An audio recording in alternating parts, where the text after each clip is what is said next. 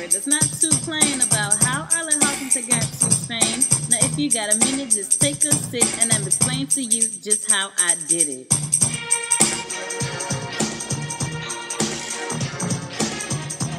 Damn, Arlette.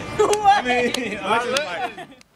One thing not everyone thinks about when going abroad is relationships. Now, if you're in one, this may be a tough nail to bite, but mama always said distance makes the heart grow fonder.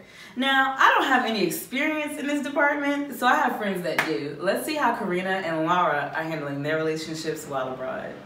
I have here my friend Karina from North Carolina A&T. Hey y'all. So Karina, how long have you and your boyfriend been dating? For 2 years. 2 years? Ooh. So what has been the hardest part about you being abroad and him being back at school? The hardest part of us being apart is, of course, not being able to physically be with each other, spend time, hug and kiss, all those things. Has your experience abroad influenced his decision about going abroad or going overseas?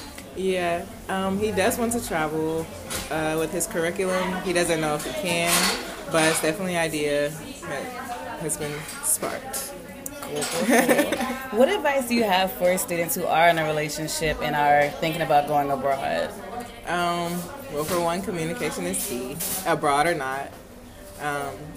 We talk every single day, as much as we can, because it is 6-hour difference.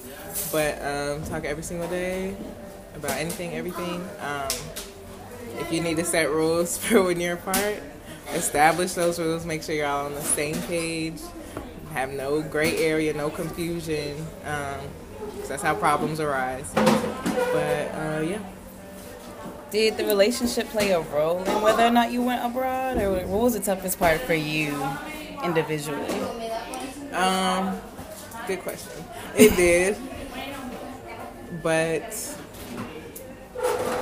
I knew that it can be done being in a relationship and studying abroad. It's only 4 months. It's not like I'm moving here, for the rest of my life, or I'm staying here for the whole year, If you look at it in retrospect, 4 months is nothing. That goes by so fast. Yeah.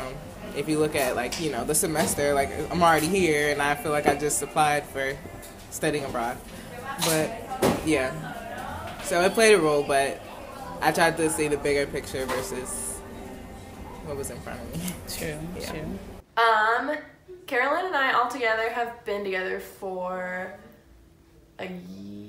almost 2 years. Well, she knew that I wanted to study abroad for my major, and she's always been really encouraging about it. But it was harder. As I got closer to it, we had to kind of discuss what it was really going to be like, and that was a little more difficult, but she knew I wanted to do it, and that it was important to me, so it wasn't really an actual discussion. It was kind of difficult at first. It was really hard to line up just with the time difference because I'm 9 hours ahead. But we text and just have to check in, can I talk? Can you talk your night / my morning? When works for you? So you just have to communicate a lot about kind of logistical stuff, but it's worth it to feel like you're keeping in contact enough. We just FaceTime. It's the best way to do it, I think. Yeah. Well, I knew she wanted to go abroad this year also. I don't know. I think she sees that I'm having a good time, and hopefully what I've told her makes her want to go abroad too. But yeah, I think you should definitely talk about it before you go and not just hope it'll be okay. Talk about time difference stuff and just how you'll handle it if you're not communicating well. I just don't think you can communicate too much about how to keep things going, and plan trips to see each other because that's important too. Now, for y'all who are single and abroad, don't be surprised if you hear stories about people who go abroad and fall in love and live happily ever after. It happens. But if you are interested in someone, be responsible. Make sure that someone knows where you're going, you have a friend along, and you're really cognizant of your drinks, your food, and where you're going.